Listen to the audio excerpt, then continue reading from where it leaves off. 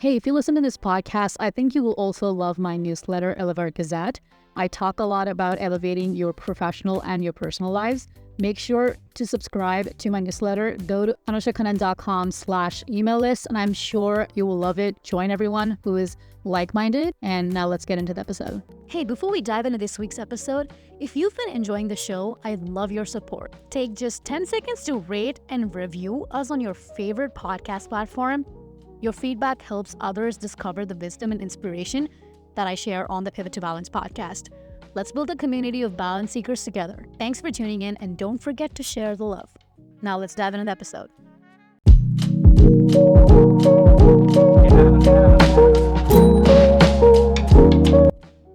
Hello and welcome to the Pivot to Balance podcast. I'm your host, AK, and I hope you're doing well.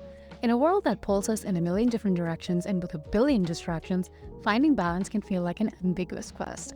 Join me on this podcast as I try to navigate life's twists and turns with mindfulness, purpose, and grace. In each episode, we will dive into topics like self-care, personal growth, mindset shifts by sharing practical insights, stories, and maybe even interviews.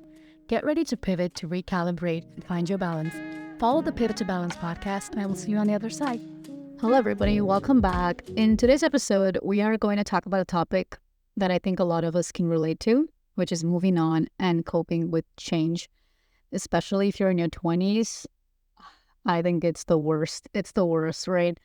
And I can tell you, I don't know if you know this or not, but this year, if you have noticed, it's been all about change and just coping with change and learning how to move on. That's what this year has been about for me. So I thought I'll talk about that, just like my thoughts on that and what I think about it and how I have been dealing with it. And also, I'd love to hear from you guys. So let me know. I think it's something we all experience. So let's talk about it. Starting off, 20s can feel so chaotic.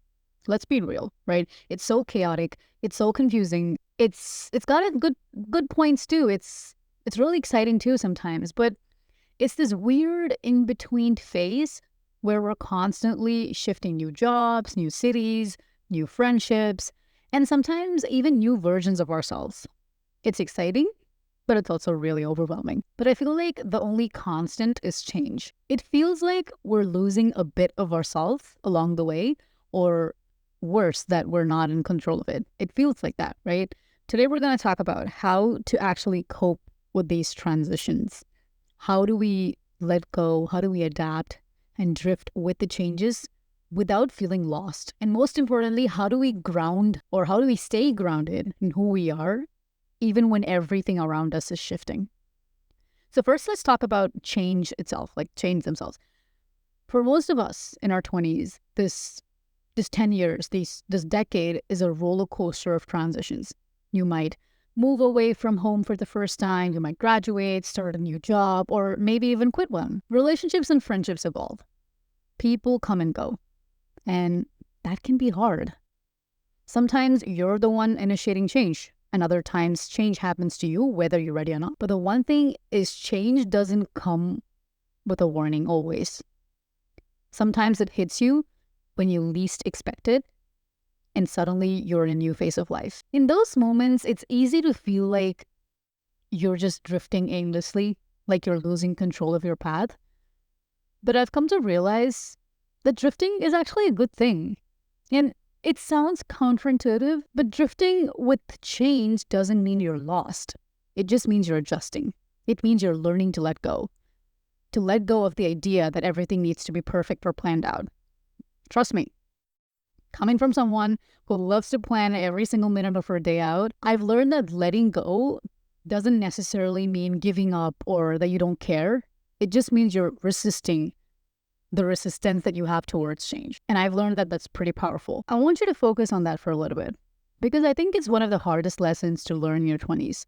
We're so conditioned to think that we need to have everything figured out by a certain age, that we need to know exactly what we want to do, where we want to live, who we want to be, who we want to live our lives with. But that's just not realistic. Sometimes the best you can do is let go of that pressure. Because when you let go, you create new space for new opportunities, new connections, new ways of thinking. And you stop clinging to what you thought life should be and start accepting what it could be. This whole sentence to me always feels like, oh, you just don't care enough, or you're not trying enough, or you're just giving up. This pressure is just not healthy. But to me, the question always comes when we go through changes is, am I being myself? If you get this question too, like, I get that going with changes and learning to adjust and all of that sounds good, but what if I'm losing myself, the core of who I am in the process? One thing I've learned is that adapting does not mean abandoning who you are at your core. It's just about recognizing that you are someone that's always evolving. We're not static beings, and that's a good thing. Every change, every challenge, every transition is shaping us into a more complete version of ourselves. For example, the first time I moved from India to Boston, I was a completely different version of myself. And then I moved from Boston to Cleveland, which to me at that point just felt like, I need to take a job. I need a job. I'm going to go. Who really cares about anything else? But when I look back at it now, I had been in the US for about 1 year at that point. But I had the balls to just pack up my shit and go to Cleveland in just 1 year of being in a new country. That I didn't even realize that was a big thing. And that changed me internally. I had to figure everything out from the scratch again, not in less than 1 year. I'd already gone through a big change, and then I had to go through another big change in just 1 year. And then I had to come back to Boston. Again, big change because life moved on here. People moved on. Things moved on. And I had to adapt to that because my version of Boston always has this image of, oh, this is how Boston life was, but that's not how it's going to be anymore because I have changed as well. So I feel like all these changes has really taught me that a big part of coping with change is learning to trust yourself, that you've navigated tough moments before and you will do it again. And here's the key, right? In those moments where everything feels so uncertain, I've started reminding myself of what is certain, my values, passions, core identity. So your values, your passions, your core identity, hold on to that. And everything else will fall into place. It's so easy to get manipulated. It's so easy to become someone else, to adapt to that situation. But when you hold on to that core values, your passion, what you want to do, it's just a lot more easier to see things just happening the way it's supposed to happen. So lastly, talking about staying grounded. Because even as we drift with changes, we need something to anchor us, right? These values. For me, it's about identifying a few non-negotiables in my life. These are the things, no matter what is going on, I have to make time for it.